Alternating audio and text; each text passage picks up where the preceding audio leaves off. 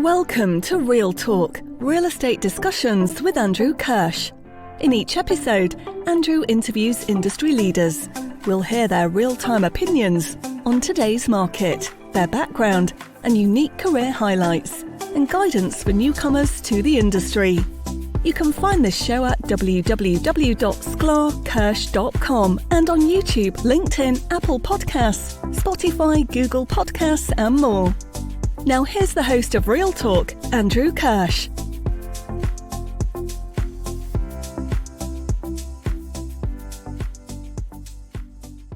Welcome to episode 5 of Real Talk, where today we speak with Howard Kozloff, the co-founder of HATCHspaces.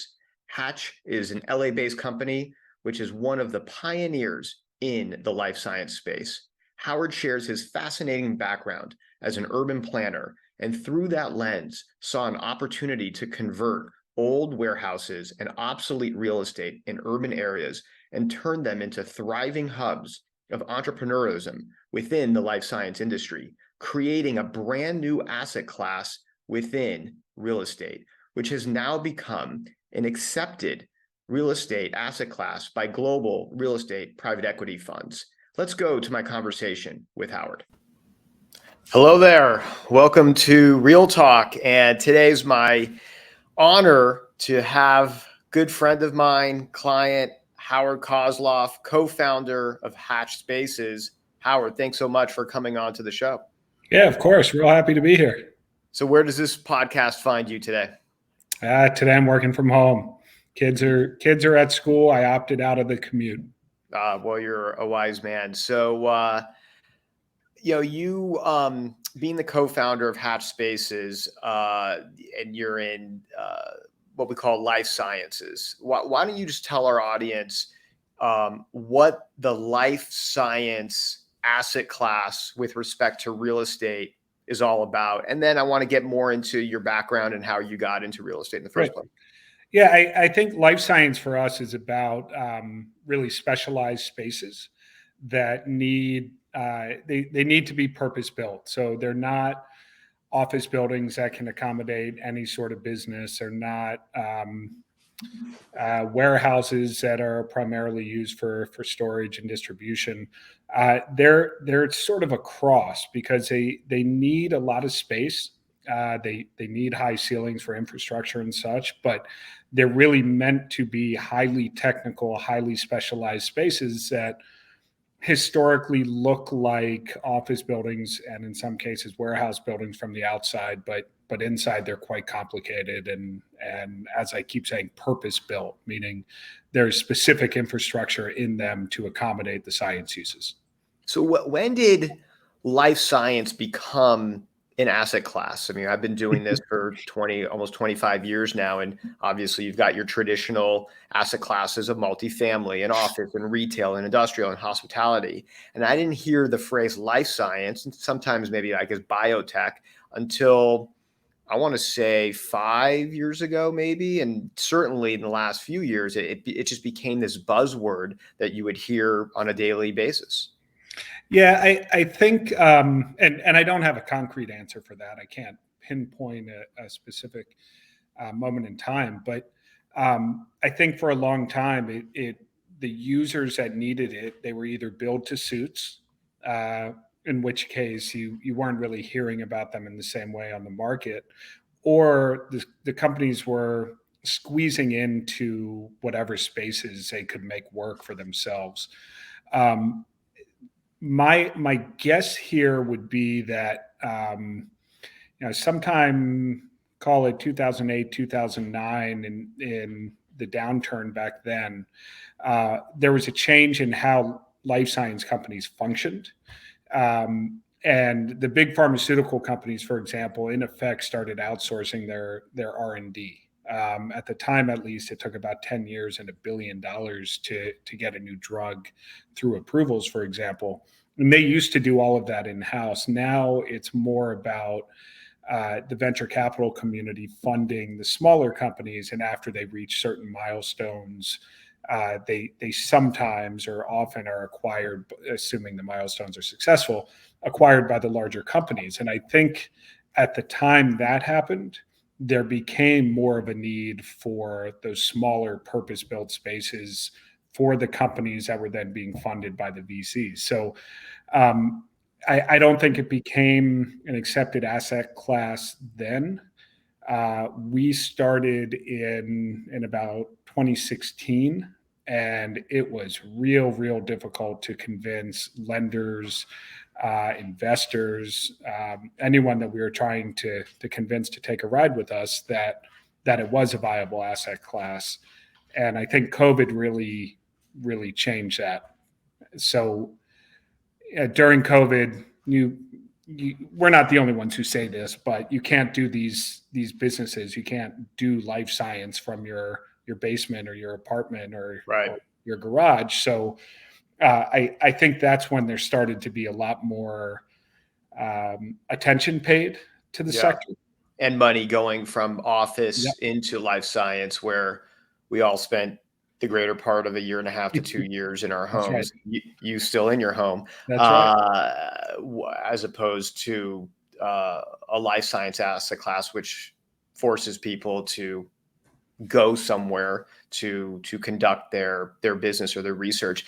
I want to get into, the capital flows and how you attracted investors, both debt and equity. But first, tell us how it began, not all the way from your birth, but, how did you get into real estate, and then pivoting, how did you stumble across life science? Okay. Well, I'll start about 25 years ago, but don't worry, I'll go very quickly. Well, you're only 30 years old, so that's right. I was very ambitious ambitious as a 5-year-old. Now, when I went to college, I was pre-med. My father is a now retired surgeon. My mom she was originally trained as a nurse and then got her PhD in medical anthropology. And I thought I'd be a doctor and follow in my dad's footsteps. It took less than a year of college to convince me that maybe that wasn't what I was put on the planet to do. But as I started thinking about what really interested me and what drove me, I tended more towards architecture. And so I did an undergrad major in architecture, but also a double major in urban studies, only because it seemed interesting to me. So how did your parents feel about that? Two people in the medical field seeing their son not pursue the medical industry? Well, it was actually a pretty serious bonding moment with my dad, because I remember pretty vividly. I told my mom first, kind of scared to tell my dad, and my mom, of course, was supportive as she always is. And a month or two later, when I told my dad, thinking the disappointment was going to rain down on me, he just nodded his head and said, "Great. Well, what do you want to do now?" And I said, "I think architecture." And his response was, "Okay, that sounds good." And I said to him, are you disappointed because you always push me to do well in my science courses? And his response was, "Well, that's only because that's what you told me you wanted to do. So now that I know you want to do architecture, I'm going to push you to do well in those." So that's fantastic. Good moment. That's great. Well, Yeah. hopefully my kids will pursue something else other than law, but I'm just kidding. So I did the architecture urban studies and ended up skipping over a few things, but ended up going to graduate school in urban planning. And that was more the urban studies side. And that was because I liked the larger scale. I liked the messiness of trying to problem solve within urban environments. I then realized that in many cases, and in most cases, urban planners aren't implementers. And I wanted to be part of the execution and seeing things done from start to finish. And so I went back to graduate school and got a real estate development degree, thinking, well, as a developer, I get to work with architects, I get to work with planners, I get to do the problem solving, and ultimately I'm the one who's accountable and needs to help lead a project from start to finish. When I say that's obviously there's a big team behind that. Sure. but that's how I got into real estate. It wasn't totally linear. When I look back on it, I can explain it as if it all makes sense, but it certainly didn't make a ton of sense as it was happening. And then I ended up working in sort of a combination of planning and real estate, where I worked for a small company where we were activating public spaces, and we were using revenue generating techniques, operations, management, design, working with planners, architects, developers, city officials, and it was really great. But again, at the end of the day, I was a consultant and I wasn't the one actually executing. And So, what city were you in? well, at that time I was living in New York, but Mhm. we were doing projects uh, all over the country. I think Oh, we're okay. in probably 15 different states when I was Did you there. see? I know it's a little bit of a tangent, but the differences in certain municipalities and government agencies that were well run, that were open to your advice to develop a better urban plan, better for multitude of people in society, from businesses to consumers to um, public officials to everyone, versus those that I'd like to say in our community here in LA, where it's challenging to get any type of development done. So absolutely, yes. And we can talk about developing in LA also, because I think it does sometimes get a worse rap than it should. But we had a slide that we like to show, because every time we went into a new city, they would say to us, "It's so hard here. It's so difficult. You have no idea. Just plan on it taking longer than you expect. Our city's the worst."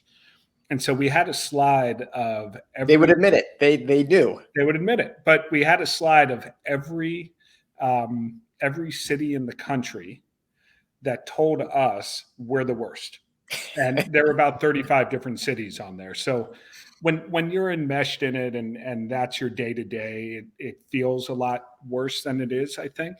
Mhm. Um, I'll dangle this out there a little bit. We do have a winner of the worst city from that perspective, but I'm not going to say who it is, and it's not LA. Um, but it was amazing to me everywhere we went that the folks that were living and breathing that place every day felt that their municipality was absolutely the most difficult to deal with out of anywhere. So it comes with the territory. Cities have rules and regulations, and they're there for a purpose. I'm saying that as an urban planner. And I think the challenge for us as developers is, how do you navigate that most efficiently, and really how do you prepare for the unexpected? Because absolutely it's going to come. It's not a if, it's a when. What was it that sparked your interest, or where you saw a void in, or a brewing asset class in life science?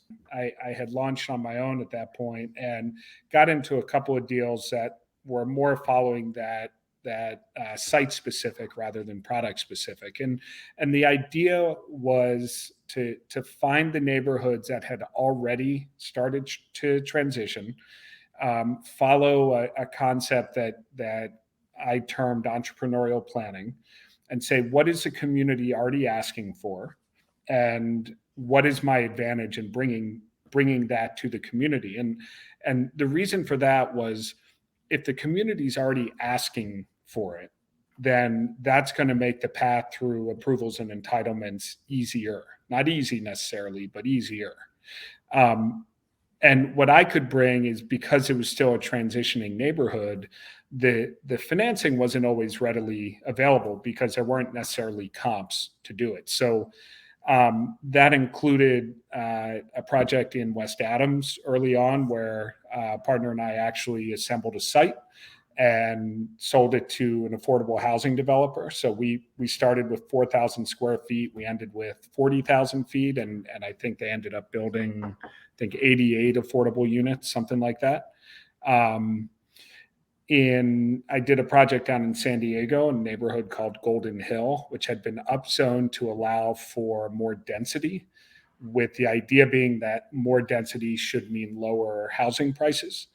And my partner in San Diego and I developed 15 townhomes that were very, very urban. They were narrow and vertical, but we were able to bring the price point down to a point that did make it part of that elusive missing middle.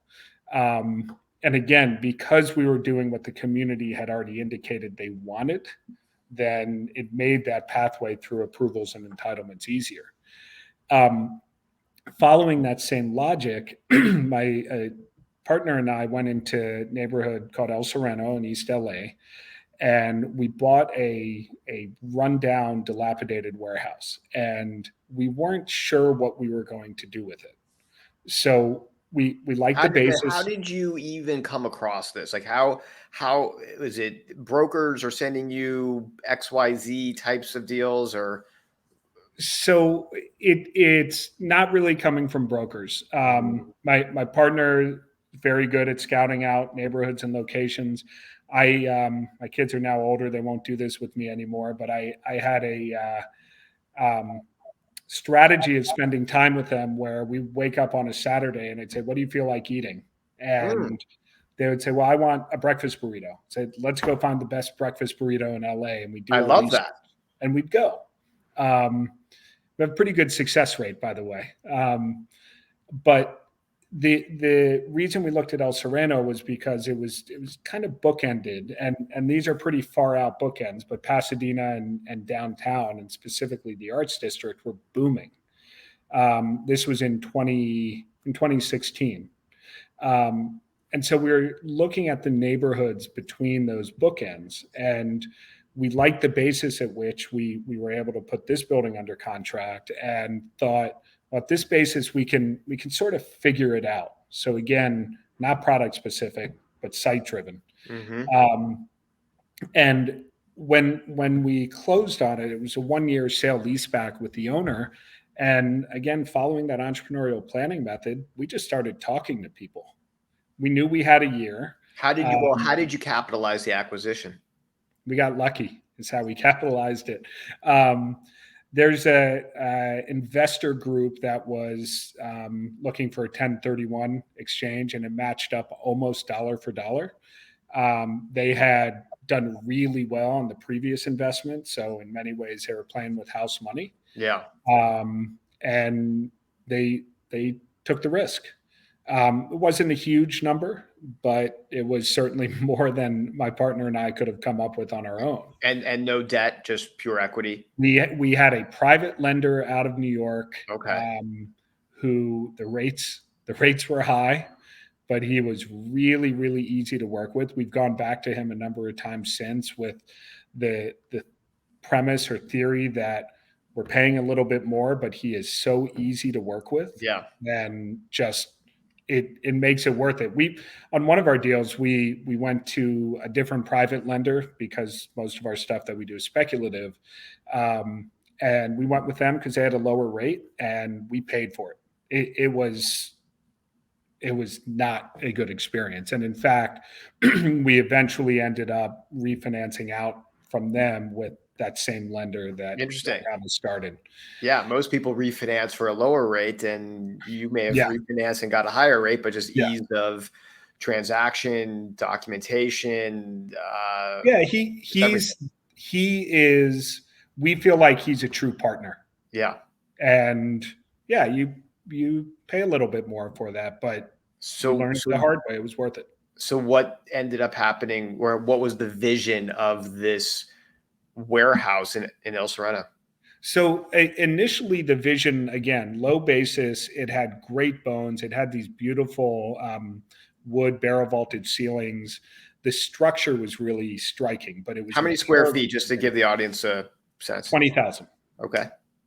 Single floor. In those 20,000 feet, I think there are 4 columns. So it's pretty cool open space, 24 feet tall at its peak. So again, the bones were pretty great. 0 lot line, which ended up being important because we were grandfathered in, didn't have to provide more parking. Yep. And to give people perspective, what were your neighbors within a couple 100 to 500 yard radius? Just a couple interesting Yeah, ones. so our side of the street is zoned manufacturing industrial. So we have there's a thrift shop, which is really storage. There's a furniture store, which is really storage. There is some sort of it's reusable diapers. So it's cloth diapers, and it's their, I guess, cleaning facility. Oh, Um, geez. there's never any There's a smells few coming jokes from it. about that. Yep. So an There's eclectic, auto body diverse shops. neighborhood. And so when did the light bulb turn on Yeah. So for we life science? started talking to neighbors, and the first person we spoke to, my dog walker's here. I didn't expect that to happen. So That's she's gonna okay. walk Hey, in. we're live. She's We gonna can walk pause. in a second. That's fine. I didn't think about that. We directly across the street was a coffee shop, or is a coffee shop. It's an independent shop. And the owner has been really vested in the community and has built it. He has an arts and literacy foundation. He's just a great advocate for the neighborhood. And so he was the first one we met, pretty much, because we went in there to get a cup of coffee. We met a couple other people. Then we were told by someone in the community that we were within the LA Bioscience Hub.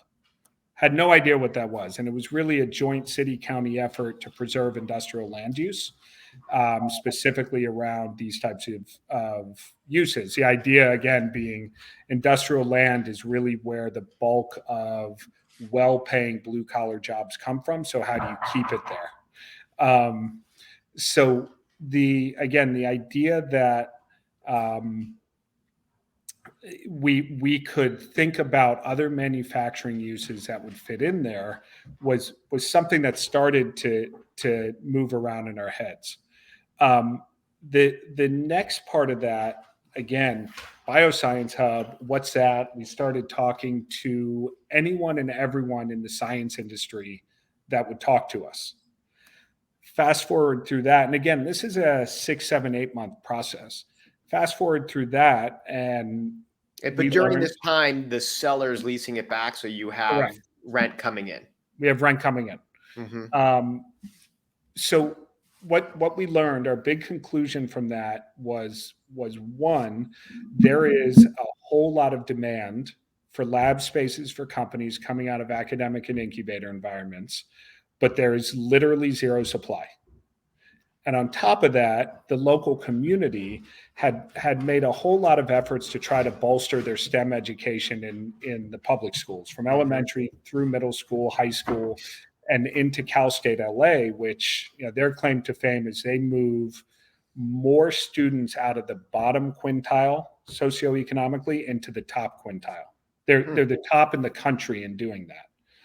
And so we thought, as real estate guys, there's demand and there's zero supply. Let's figure this out. And I say that, it's somewhat off the cuff, but it was extremely difficult. No comps, demand from non-credit tenants, small spaces, an unproven neighborhood, a building in really bad condition. How can we make that happen? And in the end, the idea that there was literally zero supply and we had 20,000 feet, it wasn't 200,000 feet, was enough to make us say, let's jump in and let's do this. And what did you need to get the consent of your investors, or were they all on board? It's background noise. It's our live audience. And feel free if you need to. We're good. I'm just proving that I'm actually at home. Hey, this is an advertisement as to why office will still be around. Yeah, it's the glamorous life of real estate development, really. And what was your question? Sorry, Andrew. That's okay. I said, did you need to get your investors sign off on this, of going into this asset class, of being a landlord to tenants that pretty much had no balance sheet, maybe an unproven concept. You had heard of biotech in San Diego, maybe the Boston corridor, the DC corridor, probably Silicon Valley, but in LA, not as robust. Yeah. Technically, did we have to get their approval? I don't think so, but we did anyway. Mm-hmm. And the manager of that 1031 group, he's an accountant. He has invested in dozens of projects over his career. He's really smart and really likable, and there was a lot for us to learn from him. So again, technically, did we have to? I don't think so, but did we? Absolutely, yes. And he was great about it. I mean, there were really no true issues. He stayed on top of us, wanting to know what was happening and tracking costs and the like, and what's leasing like, and how are we going to do this. But he was also a true partner. So fast forwarding the conversation a little bit, how did you find tenants and how did you underwrite them? So finding the tenants, I guess the best I can say is it was grassroots. Again, we were talking to everyone in the science community, and that included multiple incubator operators. And LA has a pretty good network of incubators, and we were making clear to them we weren't there to compete with them. We wanted to help the companies that they were growing stay in LA. And so we very quickly established that we were all allies trying to do the same things here and not overlapping in terms of how we were going to do that. So it was really old-fashioned networking. We didn't market it. I'm going to say we didn't hire a broker, although my partner was a broker. So had we gone a traditional brokerage route, it would have been through him. But it was really mostly word of mouth. And again, we're talking about 20,000 feet, not 200,000. And how did we underwrite it? Well, those venture capital funds that I mentioned early on, one of the things we learned was typically, not always, but typically they're funding in 5-year cycles. And we would basically underwrite based on the funding from the VCs. So the companies were in credit. The companies were usually not revenue positive, but the VCs had made a big monetary commitment to them based on various factors. And frankly, the cost of rent was not the biggest line item in there. So we felt comfortable that the money was going to be there to pay rent. And again, keep in mind, we're not using a traditional lender, so they're not looking at it in a traditional way either. We're using a private lender with more flexibility. I assume that with life science, look, the office product, the tenant improvement component, the cost of tenant improvements is significant. I can only imagine that in life science, the cost is even multiples of what you would spend in traditional office. So give a sense to our audience of how expensive it is to build out life science, and I'm assuming you as the landlord are paying for it. Yeah, so there's certain information we don't make public. What I'll tell you, is it more expensive? Absolutely, yes. I would say think of really nice lawyers' offices, and then add more to that. What we do though to differentiate ourselves, our base building infrastructure is much more than a regular office building. So we're putting in a lot of money into that base building and infrastructure so that the companies then can come in, their build outs are faster and less expensive. And life science build outs can be anywhere from $50 a foot to $2,500 a foot, right? Depending on how specialized they really are. That $2,500 a foot, although that's a real number, that's pretty rare. Yeah. And in terms of who pays for it, It's somewhat across the board. It depends on the company. It depends on what that build out is. Again, is it 50 or is it 2,500? It depends on what their backing is and what their backing looks like, and what their build out needs are. So there is not a one size fits all answer. From our perspective, at least, and I think that's part of the reason we found success is we want to be a solution for those companies where if they're again going to a traditional office developer who hasn't done this, they may have a set formula on what their TI allowance is going to be. We don't have a set formula, but we're able to work with them to find the right solution and figure out, well, does this get amortized over the term of your lease? Do you need to do this kind of build out when we already have this infrastructure in place? Do you even need as much space as you say you need? Because in most cases, we find tenants come in saying they need X square foot, but really it's 75 or 80% of that. Yeah. So how long did it take you to fill up the property, and what's the conclusion? What's the final chapter with this particular property? And then I'm curious about the larger enterprise. So we opened it at the beginning of 2019, I believe. When we opened, we had one tenant who signed, I don't know, 2 or 3 months prior to opening. So it was spec all the way through. They took, I would say, about 40% of the building.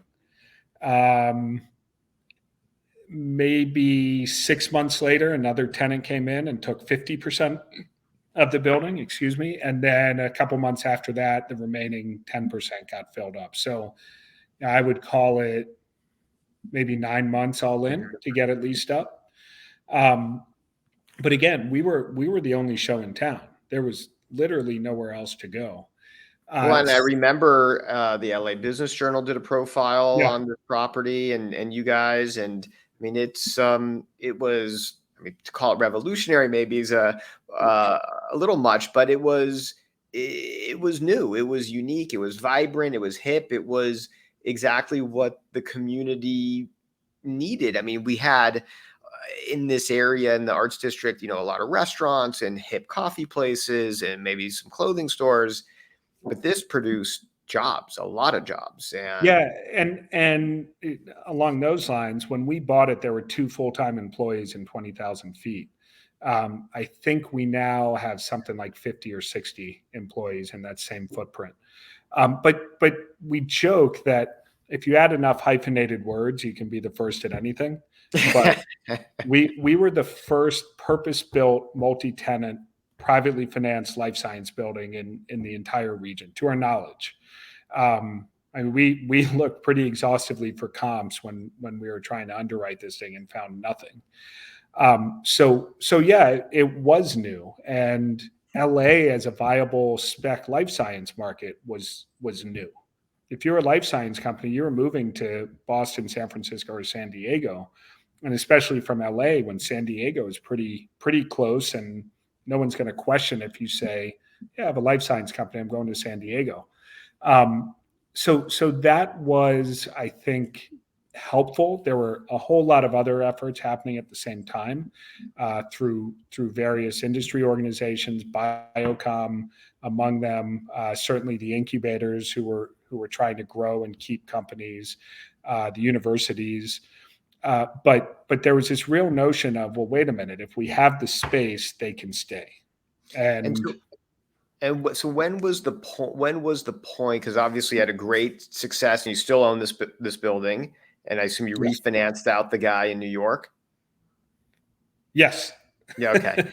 So when after how many buildings or at what point do you feel that this asset class became acceptable throughout the capital market community? What was it? I still think it was COVID. That being said, and I'll I'll name drop because we're super appreciative of them. Singerman Real Estate out of Chicago. We bought the first building with an investor group and private lender. We then bought the building next door with called extended, well, friends and family. We then bought a building in Westwood, and these are still small buildings. So the second building was 11,000 feet. The Westwood building's 11,000. We bought the one in Westwood because it's walking distance to UCLA. And so that was also friends and family, but it was also their friends and family. And we got a couple of high net worth investors of recognizable names. But then we made a big jump. So at that point, we had 42,000 feet total. We made a big jump and bought a 14-acre campus with 160,000 feet up in Thousand Oaks. And that was with Singerman. And Singerman had done some deals in some of the other life science markets. We toured them through the market. We made our pitch. There were some peculiarities of the deal that also made it compelling. There was income in place. There was a true path to add value. There was 2 credit tenants on the campus already. So it felt safer as an investment than the others. But again, it was a huge jump. And so for us, that was the inflection point. All of a sudden we had sophisticated private equity that was backing us.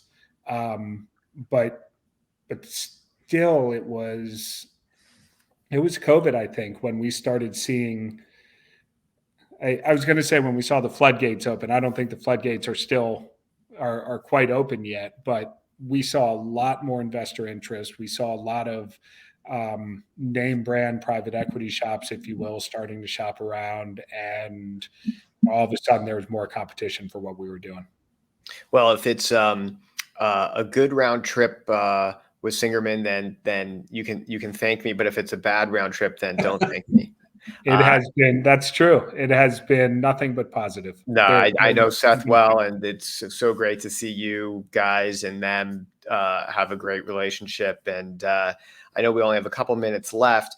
What is the outlook of life science given the market overall, regardless of asset classes? There's a lot of headwinds, and capital has tightened up. There's still a lot of capital, but it's not being deployed, almost regardless of asset class. So I'm asking this question sort of twofold. One, specific to the real estate capital that's pursuing real estate investments, has it dried up some given what we're seeing in the market? But then also from the tenant side and the significant reduction of how the stock market has performed and the rising interest rates, has it affected your tenant base? And are the number of tenants, has it been reduced? So basically, how's the market today? So capital's certainly gotten harder. There's no question there. But there's some vagaries of life science that I think are sometimes overlooked. One of those, or chief among those, really is for these innovations that are coming through the pipeline that start at a bench, usually at a university or some research institution, then they make their way out into incubators, and then they grow. That's a multi-year process. So a lot of the companies that we have as tenants, they're startups. They're called startups, but they're 5, 6, 7 years working on this. So it's harder to get capital now, but the tenants are still there because it's not someone who says, "Oh, I have an idea. I'm going to go raise money and I'm going to go build a company." This is someone who had an idea or stumbled on an idea and then worked that through the various stages for years. So the pipeline of companies, the cycle of companies is ongoing regardless of what's happening with the financial markets. Now, whether or not they're able to get their venture capital funding is the next part of the question. And what we've heard from folks that we talk to in the VC world is good science and good management teams are still going to get money, period. So if you're a little bit on the edge and your science isn't quite there, or you have an inexperienced management team, it's going to be really, really hard right now. But if it's good science and you've hit your milestones, you're getting money. There's been some differences, and now I'm not a venture capital person, so this is anecdotal. What we're hearing is the way that money gets deployed is a bit different. So instead of maybe saying, here's your 5 years of operating capital, we're going to check in. They're saying, here's money for your next milestone. And let's see how that goes. And we've earmarked money for the next 5 years, but we're not committing to it or giving it to you all at once. So that's a bit different. But the market's still there. It's just harder to produce the space. And related, but on a slightly different topic, one of the things that we've seen that is not abnormal, but a little bit concerning, is the number of buildings that say they're life science, and tenants are going there and trying to figure out how to make it work. And that's why we talk about purpose-built. It's hard to put a life science company next to a law firm or an architecture firm.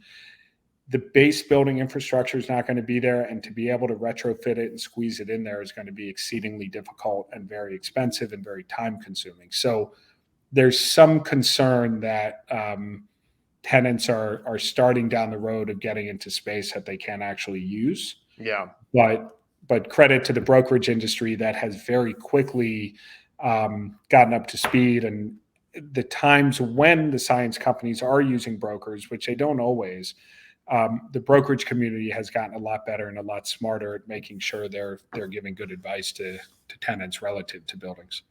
Well, I know how hard you've worked on this space for your company, and anytime life science and real estate is discussed, your name comes up right away, and you definitely are not just perceived, are one of the leaders in this asset class in our Southern California region. So congratulations to that, and to the success that you've had, and hopefully a lot of success down the road. And I just want to thank you, Howard, for giving us your time and your insight and perspective on what is just a really interesting asset class for not just real estate, but just for investments. And so thank you for your thoughts, and good luck down the road. Awesome. I appreciate it. And certainly we've had a lot of help along the way, including from attorneys who help steer us out of trouble.